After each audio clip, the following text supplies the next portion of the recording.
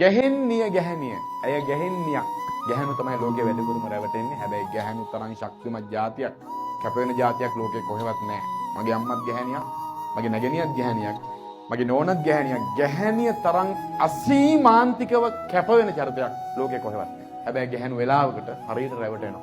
ගැහණු මායන් 64ම එක මායමකට පරාදයි පිරිමින්නේ. මොකද්ද මට කියන්න ඕන ඔයාට තේරුම් ගන්න. ඕන දේ තමයි ගැහණු තේරුම් ගන්න. අපි රැවටෙන බව දැනගෙන ජීවත් වෙන්න. රැවටෙන බව ඔයාගේ දරුවන්ට දුවලට කියන්න. කෙල්ලෙක් වෙන්න ඕනේ මිනිහ ළඟ විතරයි. ඉන් එහාට ඇතුලේ යකෙක් ඉන්න ඕනේ. අස්ව කකුල් දෙකක් තියෙන ඕනේ ජීවිතේ දිනන්න. උකුසු ඇස් දෙකක් තියෙන ඕනේ ජීවිතේ දකින්න. බූරු පිටක් තියෙන්න ඕනේ. අම්මා තාත්තා මලත් තමන්ගේ ගේම කොහොම හරි ගහන්න. නරි මොලයක් තියෙන්න ඕනේ 100ක් පිරිමි හිටියත් තමන්ගේ වැඩේ කරගෙන පාඩුවේ යන්න.